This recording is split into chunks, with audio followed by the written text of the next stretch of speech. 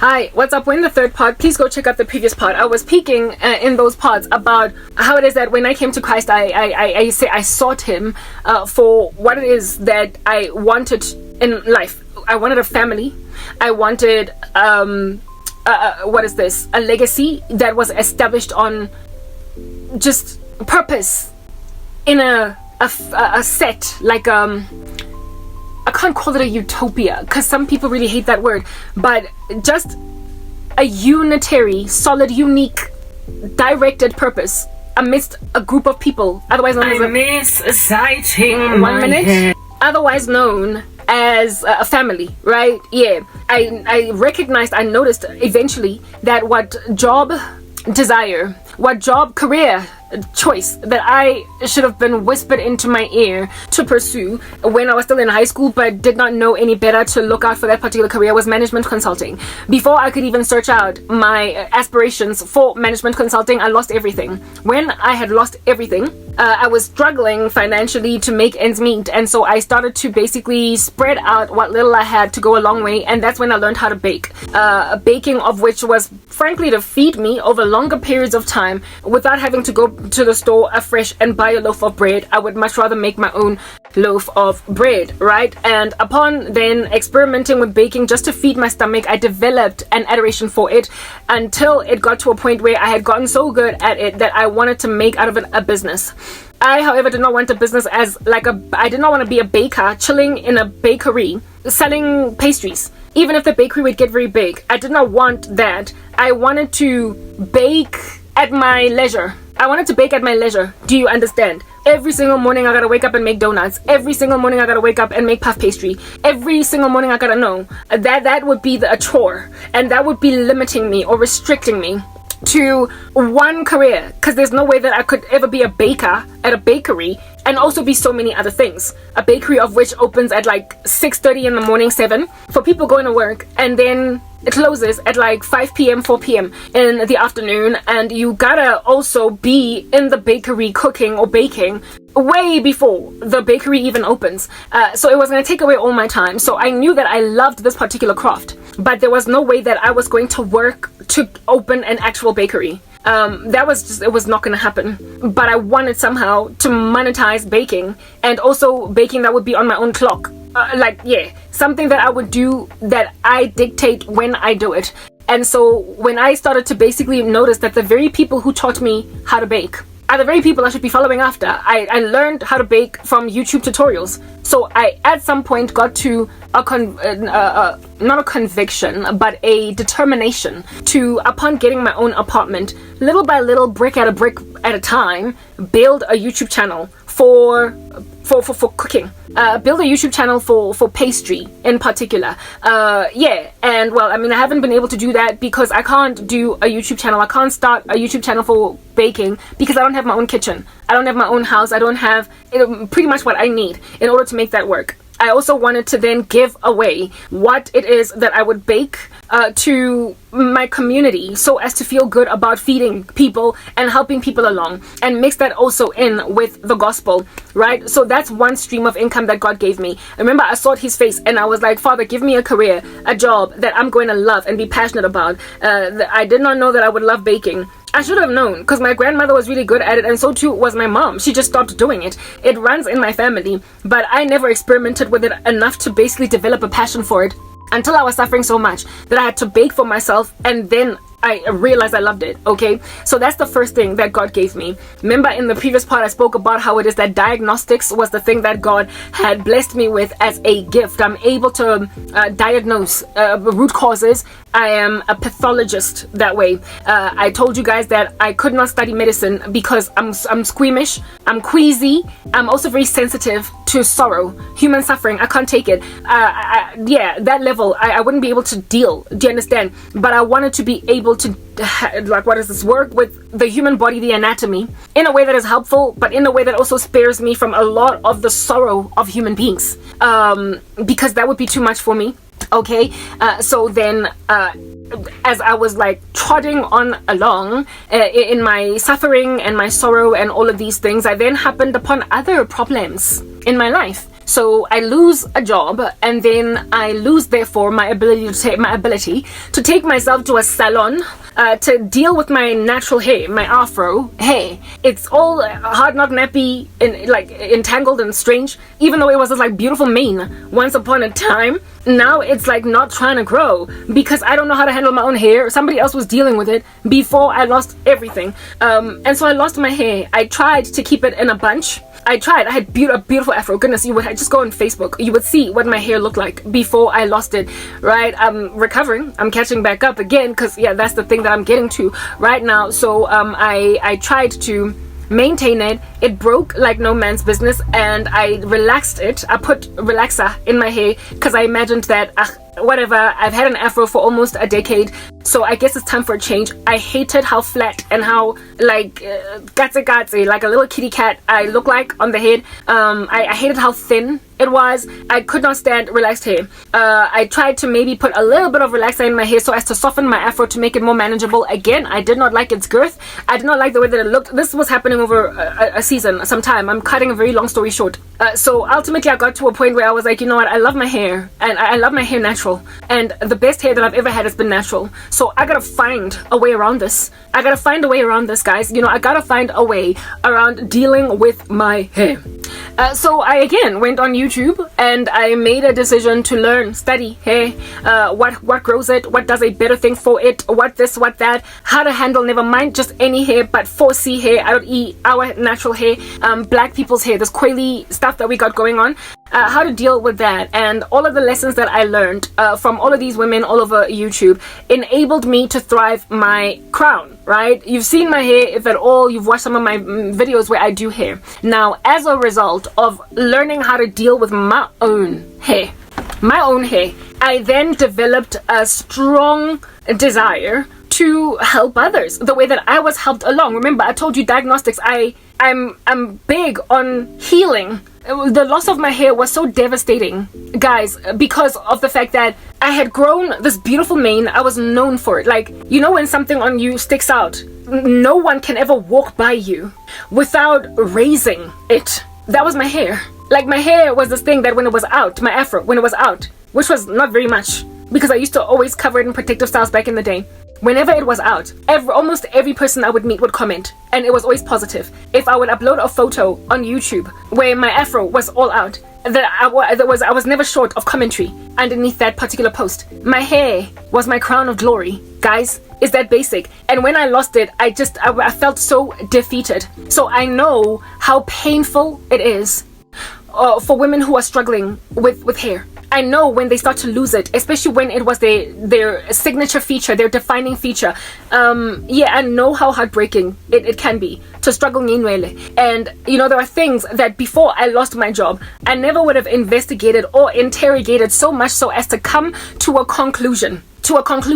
Do you understand that they're fixable? I never would have gone there because I never would have spent so much time so as to investigate in such a thing as that if I was not thrown into a crisis where my own stuff fell apart, and so I had to investigate, diagnose myself, ultimately therefore reaching a protocol, a regimen of sorts that then would enable me to overcome challenges with that particular thing. I never would have just gone on YouTube to find out how to grow 4C hair. Why? Because by the amazing grace of God, my hair by itself just grows very naturally, healthily. I'm genetically blessed that way. And if at all I had somebody that was good at managing my hair, I was good. I did not have to use products and whatnot to grow my hair. I did not have to do treatments. It just naturally thrived on its own by the amazing grace of God, right? But when you're busy dealing with thinning hair, falling apart hair that's not growing, because now you don't have a stylist, that's when you're gonna suddenly realize that how much better your hair could have been if you actually invested in it. Being naturally gifted is great with like certain genetic genetic benefits for yourself. It's good, all great. But if you can help someone that struggles even genetically to grow hair, if you can help somebody that struggles to thicken hair, somebody that is just prematurely graying and they don't want all that gray and they want to naturally deal with gray hair, if you are dealing with somebody that has issues and apart from actually handling in a medicinal capacity, they are essentially kind of screwed, that's when you, realize what a benefit you could be to people. And when I was dealing with my hair, I was dealing with a woman whose hair was growing, but I was not retaining length. I had bad hair practices, essentially. And so the fact that my hair naturally grew was irrelevant at this point, because I did not know how to manage it until I ultimately taught myself how to manage it. After learning how to manage it, I took care of my hair and took all the tips and hints in my stride, including nutritionally. And the astronomical improvement, even in comparison to back when I had basically hair statistics up my sleeve. I was the hair girl, and here it is that the hair girl has even more hair than 10 years ago when she was much younger, at an age where she should be struggling with hair growth, the acceleration, how fast her hair grows, and also how bushy or thick it is. At that age where stuff starts to kind of go south, things like hair in a woman's life. I'm 39, okay? Yeah, that's what's good. I have managed to not only get a thicker mane on top of my head, it grows a lot faster, but it is also blacker than it ever has been before. And while I've never experienced gray hairs in my life, when your hair gets blacker than it was before, it implies that there is a reproduction, a re-inspiration, a remanufacturing, essentially a rejuvenation of the creation of pigment. That is what it is that causes your hair to be a particular color. And if your hair gets darker, it means pigment creation magnified. It is increased. It means that your hair is not being demelanated. It is not being grayed. So I have never had gray hair, but I am certain that if I was starting to gray, I would have reversed that with the interventions that I used. I came to identify, I made insights, thank you. Just like an auditor, just like a management consultant. I made discoveries. I happened upon insights, and these insights are enabled me to realize that I could convert this into a business. And never mind converting it into a business, but I could actually truly help people that are struggling with things that appear just like, I'm past that point now, karabo. I'm already gray, or I'm past that point now, karabo. I tried gamiriri and it failed. I passed, like people who have essentially thrown in the towel. I was always such a big advocate growing up of nature versus nurture. I've always been rigid on it, almost immovable, believing that you gotta be born with a girl or just dream on. That's how I've always thought. So I like with intelligence, I was like, it's nature. Your mama either smart, either if you're smart, your mama's smart or your daddy's smart. But you can't just be smart when you're with two dumb parents. I was always such a big nature advocate that nobody could move me until persecution. You see, when you sit on nature versus nurture, you leave people in a dark place who don't have it going for them naturally. You make it such that there's no way out. The Lord had to retrain me in that regard by putting me in sorrow. And when it comes to hair care, I discovered that it's a combination, yes, of nature, but nurture can make all the difference. And I happened upon hair content creators whose nature it left a lot to be desired, but their nurture caused them to slay even people whose nature was on fire. I've got nature on my side when it comes to hair, but there are people whose hair is growing so well on YouTube who naturally you could see from looking at the photos that they had that nothing in comparison to me. My hair just grew and developed by itself. It was like weeds just popping out. I was blessed that way. And if somebody could do a better job at bringing hair out of their skull than one who is naturally gifted, it then retrained me. It helped me realize that if there are interventions that you can embark on to grow your hair and to keep your hair pitch black if that's what you want, to increase the pigment, melanin production that creates whatever color your hair is, to continue to have it perpetually manufactured in your skull so as to basically delay your graying, if not entirely eradicate it. When I learned about rice water, for instance, I found out that the Yao women who use rice water are this tribe, right, of women who, some of them going all the way into the ages of 100 and something, have got this like jet black hair, like all the way into 105. You've got this grandmother with jet black.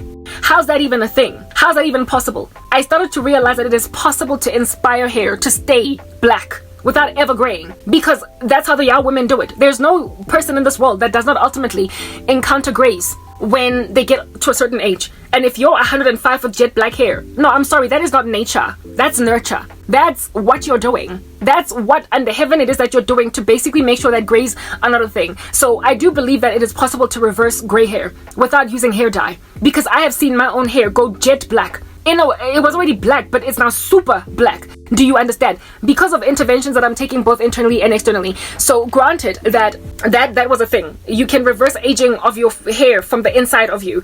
I then saw that I could help, and I could also create a business case. You know, I could enable women who feel they feel cooed by gray hairs. They feel cooed by thinning hair. They feel overwhelmed by hair challenges. And you know, wearing wigs is not fun, guys. Like, you want to have a season of just kind of letting your hair out and fly and breathe. That's what's good. Yeah, so I realized that I could actually help people along. I could be like sort of doctorly, but without the qualifications, because YouTube is the one place where you can go and essentially give people the kind of advice and help that you would historically have only gotten in a doctor's office. But now so many people are studying all different kinds of things on the internet, finding the knowledge literally just free insofar as you have access to Wi-Fi. That would have cost you a pretty penny to go to a dermatologist, not a dermatologist, that too for hair, but like I wanted to say, like a specialist for inwele. You know what I mean? I realized that there is a severe hunger and thirst for knowledge on earth, and people are also misdiagnosed. No, not misdiagnosed, that too, but what I wanted to say is misinformed, and they're accepting stuff in their stride. But thank goodness there is a platform for knowledge, thanks to even God's word being fulfilled in the book of Daniel, that in the last days knowledge will increase. And so with an increase in knowledge, there is an increase in empowerment by people to essentially overcome certain issues that they have, right? I love the Lord, and I of course want others to love the Lord, that they might go to heaven.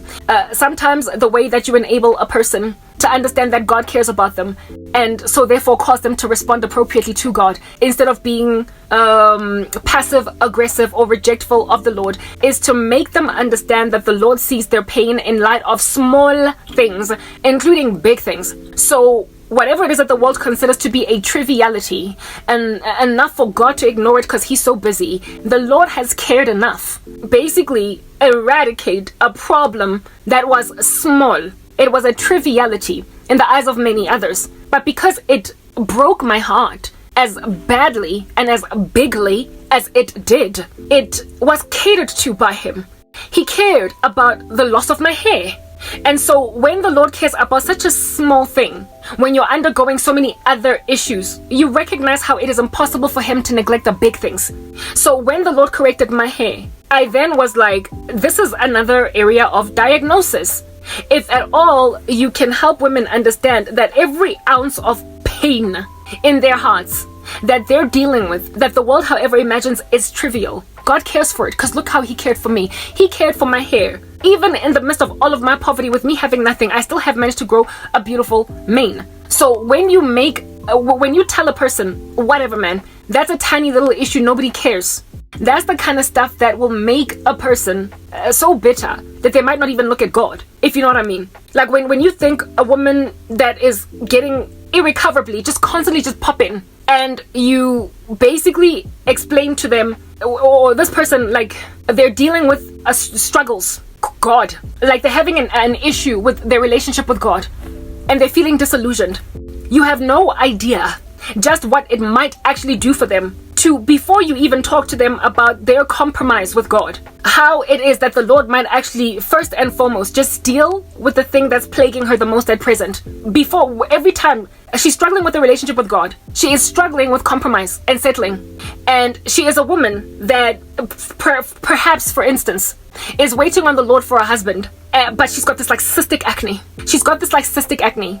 And this woman is feeling so insecure and so infinitesimal because she is being passed up by so many men, because they're not looking at her, that all you can do as a Christian is say, love the Lord, just wait on him. He will bring your husband along and he will love you with all of your flaws no matter what. While that is a noble way to think, At the end of the day, like Romans 7, that's what I said when I first started chatting in this particular chat session. We are born as human beings dead in trespasses and sins, and in sins that our parents conceive us. And when we get born again, we get renewed and regenerated fine. But we still have to make war with this body of death. By the Spirit, we still got to put to death the deeds of the body.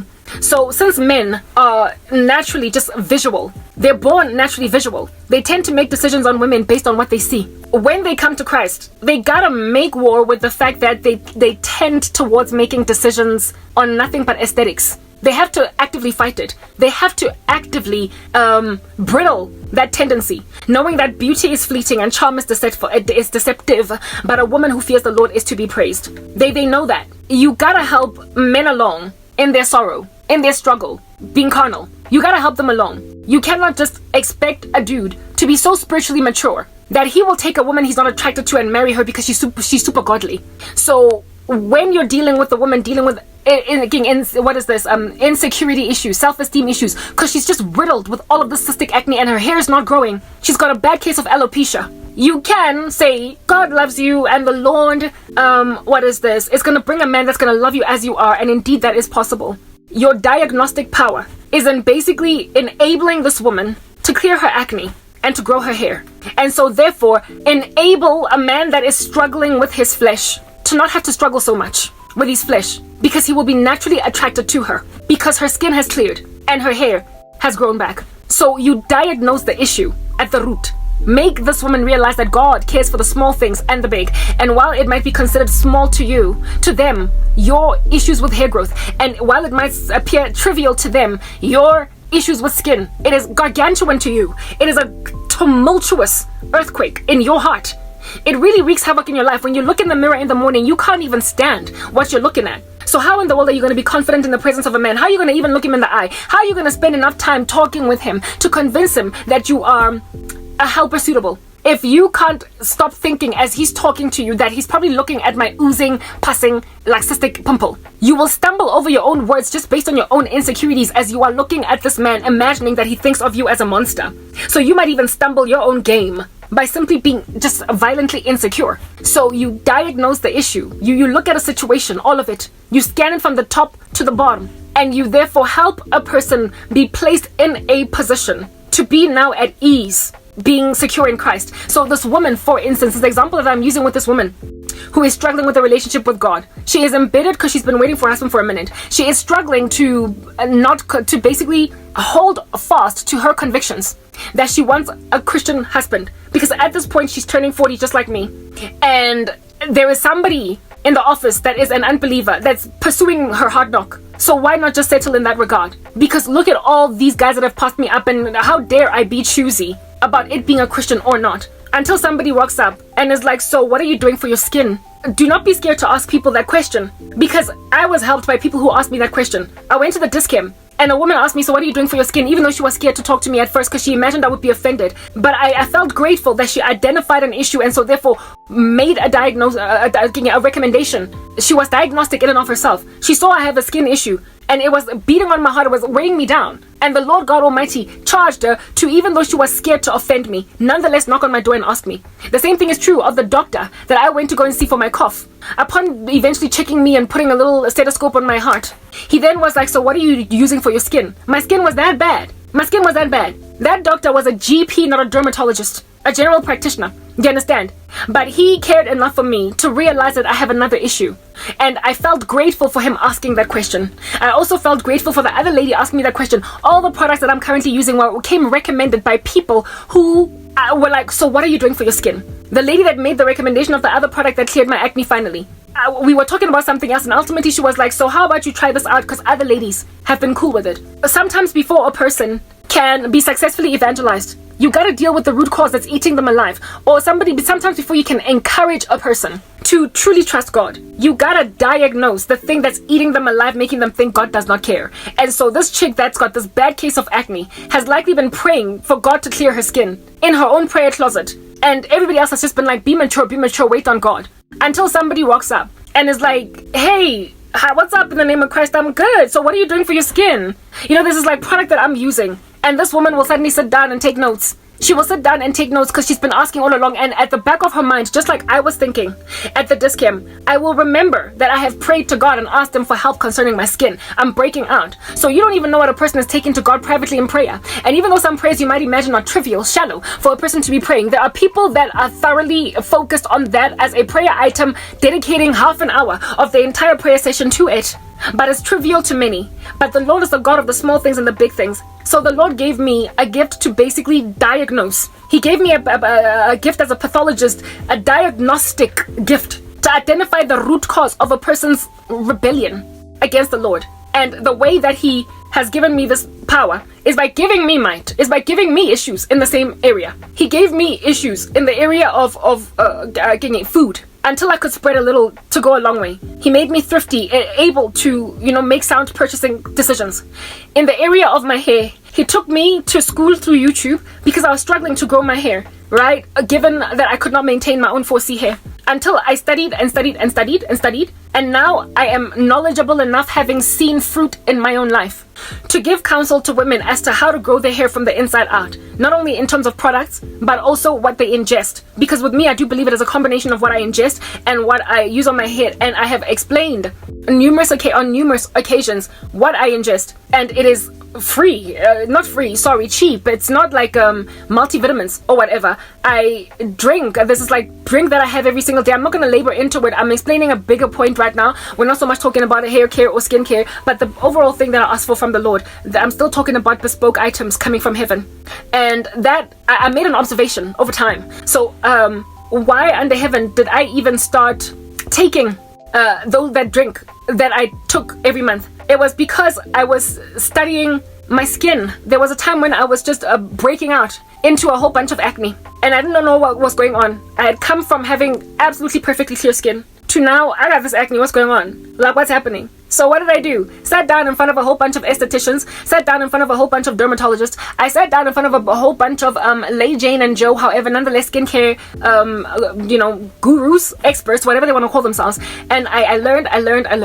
And I studied and studied and studied. And among what it is that they were counseling is essentially issues with inflammation in the body. And you know how me and biology, I've always loved biology. I've always loved the anatomy. I've always loved how the human physiology operates. And so whenever it comes to explaining things about the human physiology, I pay attention and I catch understanding very quickly, because it's always been my core interest. Remember, I could never be a doctor because I'm squeamish, but I love the human body and how it works, and so the benefits of it. So when I was breaking out with all these other issues on my face, I studied from multiple people across the internet, some of whom got into what would be considered to be laborious detail, but for me it was not laborious detail. It was not jargon. I did not regard their explanations as jargonic because I was actually like a student in school studying, because this has always been my area of interest. So I was prepared to listen and therefore catch on to information a lot more loftily than a person that just wants surface terms without necessarily understanding how anything works in the deeper levels of this particular explanation. And so I learned a little bit more, if not a lot more, than the regular person trying to find out what retinol can do for their skin. Do you understand what I'm saying? So when it came to trying to figure out what was up with my skin, I found out that there are ways to reduce overall inflammation in the body by ingesting certain foods. So that's when I started going out of my way to purchase ingredients at Discam to reduce overall inflammation. Hopefully the end result will be that my skin will clear. Believe it or not, the first time I learned about fenugreek, it was not so much for hair, right? It was for skin. Some woman claimed that she ate or drank fenugreek water for months on end, and next thing her skin popped and became clear. It was only later that I realized that fenugreek also grows hair. But I first started taking or ingesting fenugreek because I was told it can clear skin. And instead what I noticed was my hair just like started to grow like violence. My hair started to grow like violence. So I was like, and then I learned that fenugreek is actually a hair tonic. It is like a whole hair powerhouse, right? So before fenugreek became to me a hair product, herb or seed, it was first used in my life for skin clearance, for reduction of inflammation in the body. But it was not just fenugreek that I did this with, it was all other things, like a lot, guys, come on. I'm not going to explain what I do, but bottom line, because that's another thing for another day, I have seasons when I do explain that. what I'm trying to explain is that ultimately, everything that I learned got me to a point where I could be diagnostic. I could be able to root cause identify people's issues based on the fact that they were mine, and based on my own cries, my own struggles, my own woes, my own heavy held sorrows that I took to God. And in realizing how heavy a sorrow can be because of bad skin, I saw that it is irresponsible to just write off a person's skincare woes as, come on, God has got bigger things to deal with, or you need to focus on godliness and everything else will follow suit. Yeah, seek first the kingdom and its righteousness, and everything else will come to you. But how does it come to you? You gotta get information, you gotta get inspired, you gotta be educated, you gotta be instructed. Somebody gotta help you along as to what it would take, you who is seeking God and His righteousness, how to basically be added to you clear skin. Somebody got to rock up and actually clear your skin. And the Lord trained me to enable people who are struggling in this regard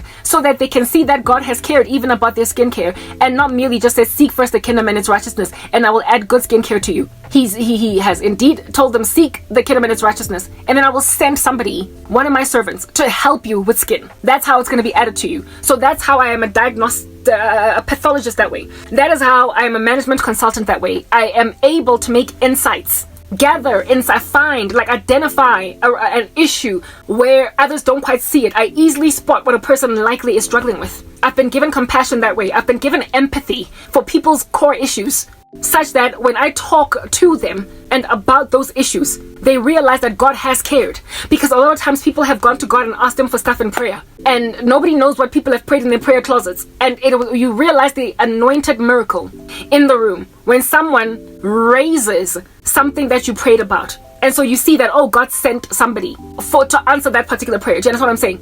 So what I'm trying to explain is the things that I talk about every day in my ministry are diagnostic. They are reaching root causes. I speak about a broad range of topics to basically get to the root cause of why a person has been so rebellious or stubborn against God. And when then that issue is addressed, they feel answered. They feel responded to. And so they seek the kingdom because now this has been added to them. So I easily share my tips, my hints, what I have experienced, what I have benefited, because I recognize that I can't possibly be the only person struggling with insensitivity from the world when you're going through a lot and they expect you to just be godly, even though you don't have what you need. I recognize that. And so that's where my key competencies are. The Lord has made out of me a spiritual management consultant. Out of that spiritual management consulting business, if you want to call it that, He has given me multiple silos, multiple subject matter areas. In the future, I intend to monetize multiple. So here it is that I spoke about my what is this, hair, right? Was it hair? No, food. The food struggles made me a baker. I discovered that I love pastry cooking. Yeah, I am a pastry chef to a certain extent.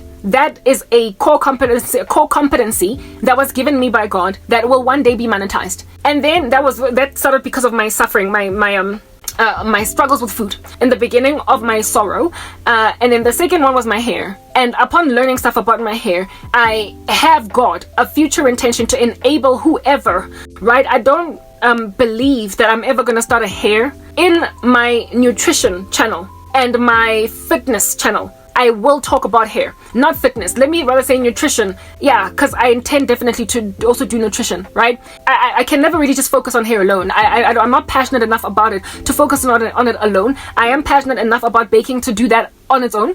I am passionate enough about I am minimally or partially passionate about hair, and I know that there are women who struggle, so I will touch on hair. Other kinds of channels that where hair is spoken about, right? Just general wellness, type thing. But for me, it's nutrition. All right. The third one was nutrition. I have been trained on nutrition and what works to do what. And okay, so naturally, guys, this era that we're living in of false eyelashes has given a massive underestimation of people's natural eyelashes, right?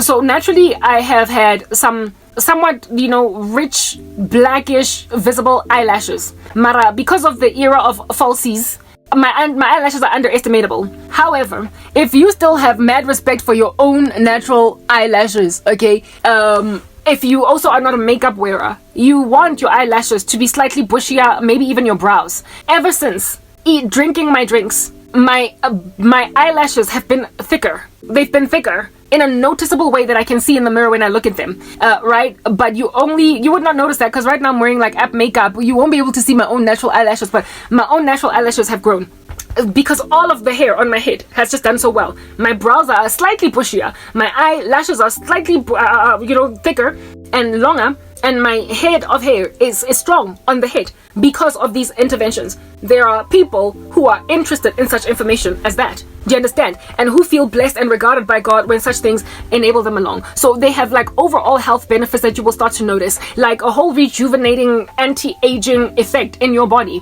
from like simply consuming certain food without going supplements, without basically, if it's food, it's highly unlikely gonna afflict you in one way, fashion, shape, or form. Okay. Very well. So that's the thing. So nutrition has enabled my eyelashes to grow. It has helped along to a certain extent, but not fully, with the clearing of my skin. The clearing of my skin was largely topical. And also ingested hormone balancing tablets that I take every single day. It's been a struggle. You guys know my struggle with with clearing my skin. But I ultimately got to a point where it's cleared, and now I'm just dealing with the hyperpigmentation, but I no longer have any new acne. And the hyperpigmentation is fading quite fast. And that's advice that I gave 2 or 3 videos ago. I spoke about that. You can go scroll down and see that particular video. I spoke about how it is that before you allow some eerie man to pay your dermatology bills, listen to this. There I give you the full haul of my skincare to help you understand what eventually worked for me. The whole nine is in there. So I'm not omitting to speak about that right now for selfish reasons. It's because that's not the main topic of discussion that I'm trying to wrap on about right now. Okay, I learned about nutrition, right? And then another thing that I struggled with was the fact that I was sitting at home bored. Do you understand? I was sitting at home, not bored. I mean, yeah, bored to a certain extent. I had my ministry, but I realized that I was not getting a job any minute now. I realized that the country has shut me out. I realized that I was basically supposed to take care of myself because nobody else would care to take care of me. I saw that I had to take care of myself because nobody was trying to take care of me. So I made a decision to start exercising. But with exercise, because I have historically always struggled with rote mundane exercises, I decided that I was going to dance.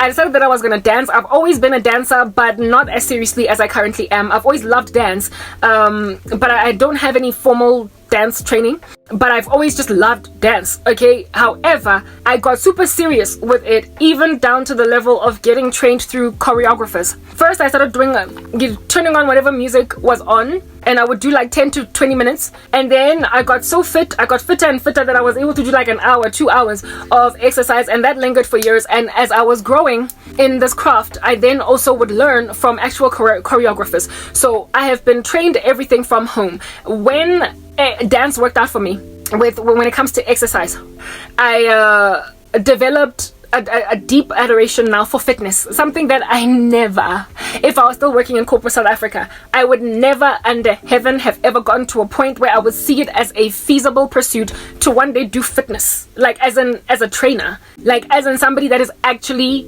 helping people to gain muscle or lose weight. Libala, that was never going to be me. I was never going to find the time. Neither to discover the passion. I was never going to discover the passion.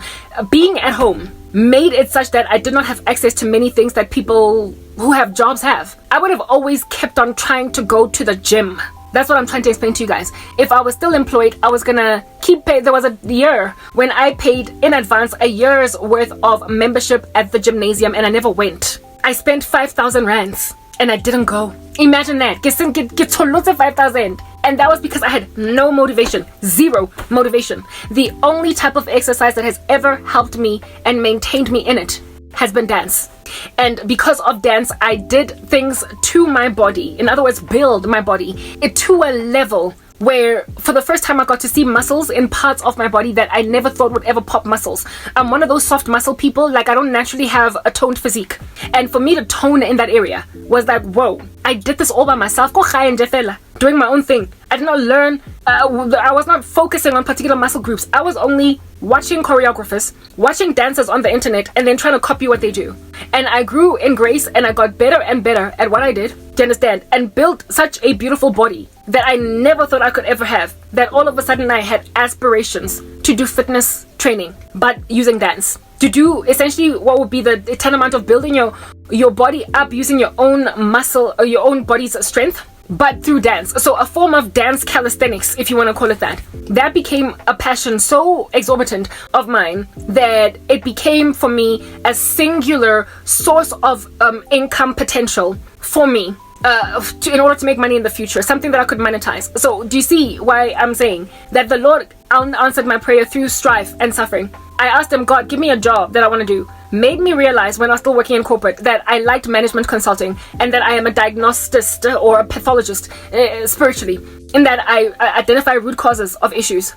When I was then en route pursuing a management consulting career, I lost everything, so that was no longer something that I could ever feasibly do. But I was able to become a management consultant. In other words, a person that identifies root causes in people's lives in certain areas to enable them to grow in that particular regard, thrive, bring them back from the precipice of death, and like bring a company back from a near-death experience. That's what management consultants can do for a company. But instead of it being a company in my life, it was people on the precipice of like giving up when it comes to hair growth, when it comes to fitness, when it comes to food preservation, when it comes to this and that. Like all these areas that I have grown in have given me business streams, potential streams of income that I'm yet to monetize, but I am able to give counsel to people that is actually feasible, therefore displaying to the world out there that I am a travesty gawking at everybody. I am a sham. I am a scandal. I am a taboo, because I should be able to make money. I am so broad in all that I'm trying to do, and yet I am withheld, or what is this? Like there are barriers to entry that are wreaking havoc in my life. YouTube has presently shadow banned my fitness channel. Now, I know that I wanted to do a pastry channel, but I can't do that. Why? Because I don't have my own kitchen. You guys, right? I explained that. I don't have a big enough interest in hair to have its own channel, but it's going to fall within nutrition. Do you understand? I can't do nutrition fully the way that I want to do nutrition if I don't have my own job, my own money to be able to eat healthily and enable people to gain tips and hints consistently on a YouTube channel for nutrition. So nutrition is something that I also intend to in the future do, right? But there is something that I can do given that it uses my own strength. I don't go to the gym. I use the floor over here to work out, to dance, and it actually produces results. Do you understand what I'm saying? So I then realized that, okay, I can start to come up with a stream of income that is going to be profitable for me without any money. And it's dance, and YouTube has shadow banned that. I have got, what do you call this thing? Barriers to entry everywhere. I am being inordinately persecuted for no other reason than the fact that I'm a Christian woman. Like, yes, witchcraft coming from here to Timbuktu. No one wants me to do what I wanted to do. But you see, that's just the thing. When things get to a point on earth, when you refuse for people to acquire what they ask for, God is not going to write out that random rubbish. He's just going to take the church, rapture us, or kill those who are barriers to entry that others might thrive and live. What America is doing to me as an individual is an abomination and a travesty, and I don't even have protection from South Africa because they also want me to fail. And who in the world under heaven wants a person to fail so badly, that have allowed themselves to basically neglect their petitions that they sent to God at the door, and so therefore allow their proverbial cars to get repossessed? People that have waited on the Lord, they want us to throw in the towel, give up, and just settle because nobody is listening to our YouTube channels, because nobody is heeding our petitions. Nobody is apparently listening to us. And the thing about that is, that's just the thing about when you are literally 5 seconds close to a breakthrough. When you are 5 seconds close to getting what you want, the devil will raise up so much affliction against your person that you will feel like I gotta throw in the towel. But what you gotta do is make like Michael Jackson and moonwalk backwards and look at your prayer petition list to the Lord. Investigate what you did. Think as time has progressed. All that has happened to get you closer, just ever so slightly closer to whatever it is that you asked him for. And if there is observable traction, if there is observable progress in what it is that you asked for, if you are observably able to see how far you've come from where you started from, that's when you should hold fast even harder to what you're waiting on the Lord for. Because the Lord, upon, like, you know how I made that example with the bespoke, with a dressmaker that you are asking for a bespoke wedding dress concerning. You first pay the deposit, and then you will pay installments all throughout. And this man or woman will go to then down and start buying all the materials and making your dress. And it'll take months for them to finish what they need to do. And then they're gonna give it to you after you make your final installment. But in and of yourself, you have to keep yourself in a particular bunch in order to continue to fit into your bespoke wedding dress. Otherwise, you're going to have wasted all that money that you paid in order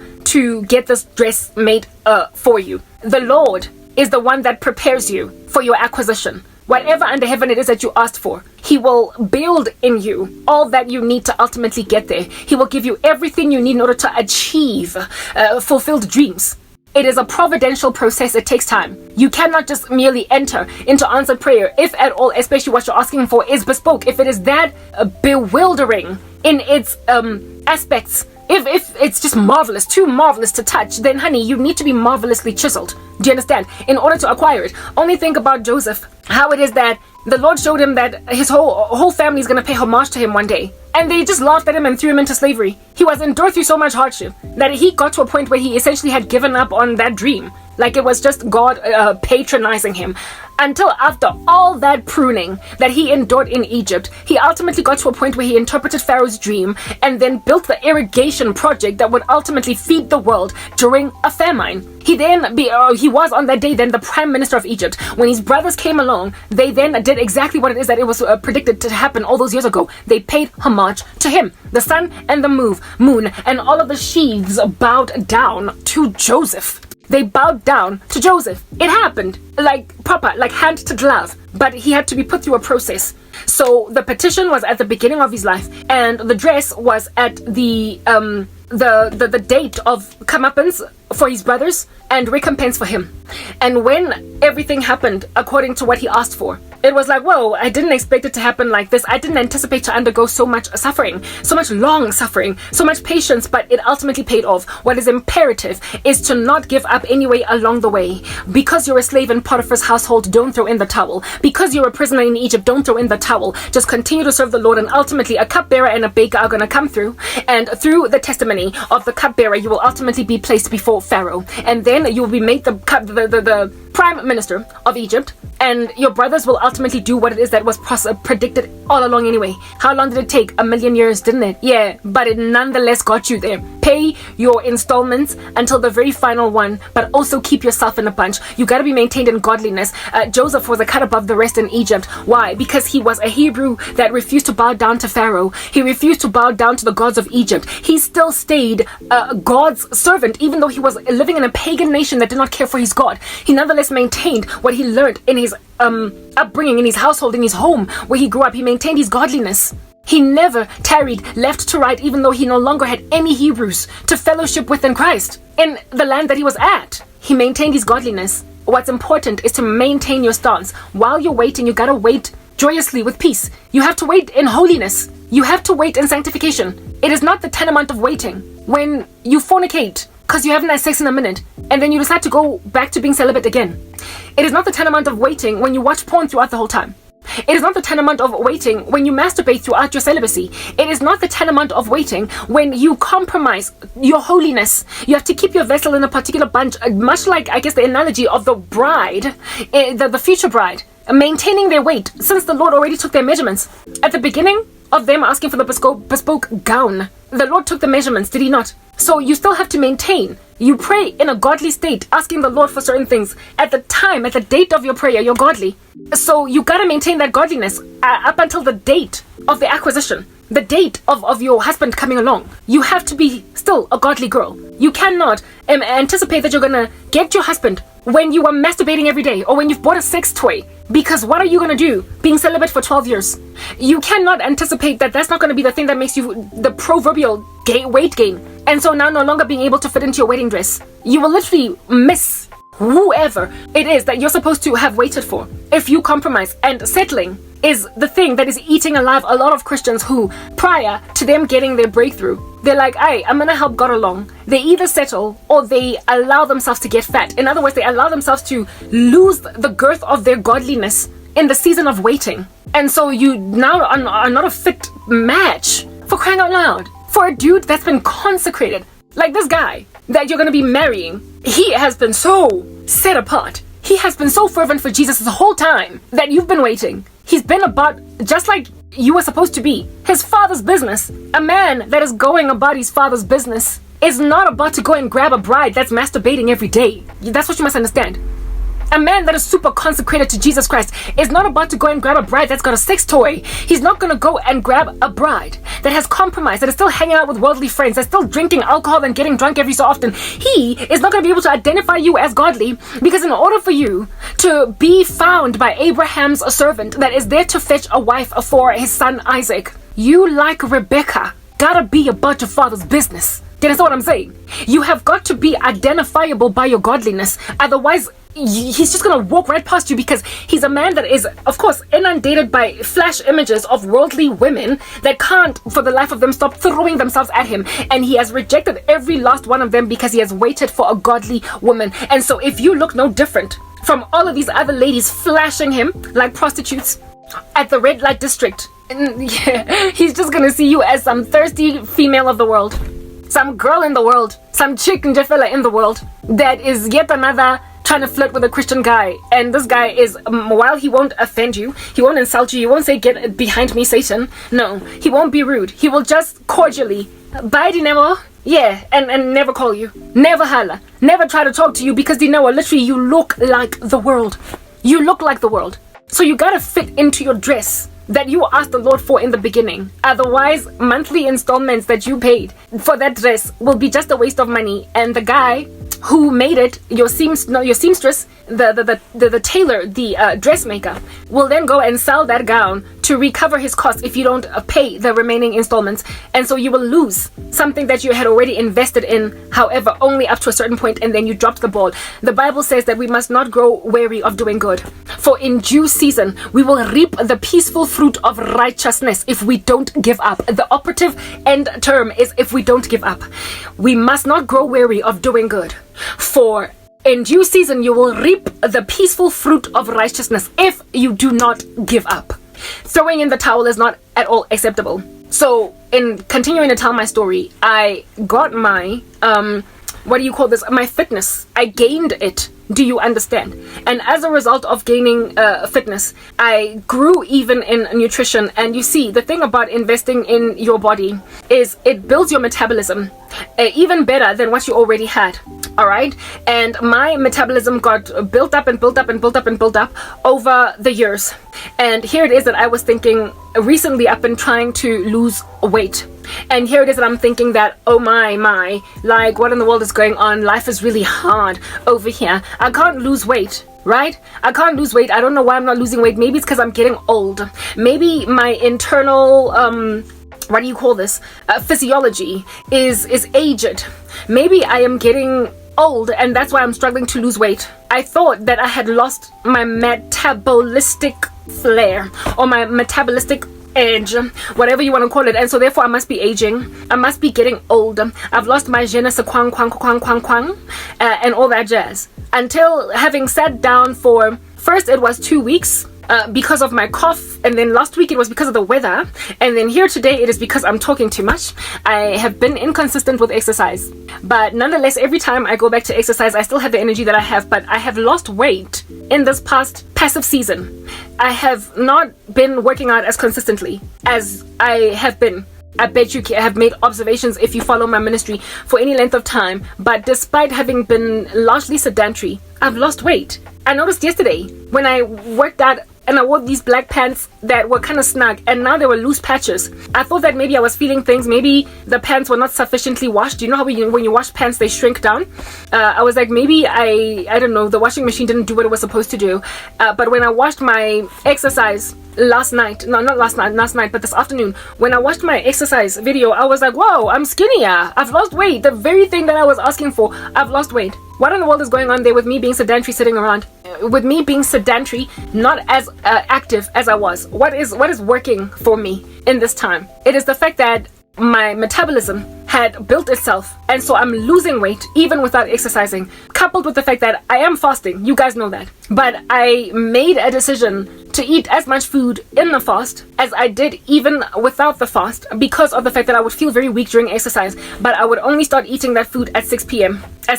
So I have both of my meals, one at 6 p.m. and then the other at like 10, 11 at night. And I thought that because of that, I'm not going to lose any weight at all. But it turns out that starving my body for a certain number of hours in a day without feeding it food is nonetheless causing me to lose weight, even if I'm still eating the same amount of food. Even if I'm still eating the same amount of food every single day, I still lost weight without exercise. So what in the world was that telling me? That fast is self-denial. The fasting season is a season of self-denial, right? And I am waiting up until 6 p.m. to feed my body.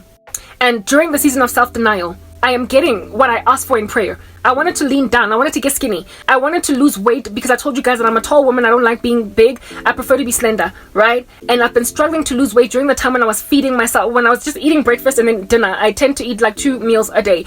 I was eating breakfast and then I was eating dinner, normally without fasting. But now I'm on a fast for spiritual reasons. And initially I said I want to fast also for working out. But then when I started to feel weak, I was like, it's not gonna work. It's not gonna work. I cannot, because I need food for crying out loud. That's what I said to myself. You will recall that, right, you guys? That's what was going on.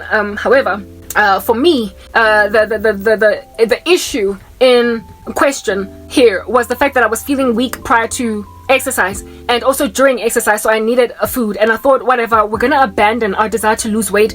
I'll see about that later when I'm not fasting. And I lost the weight anyway during a season of self-denial.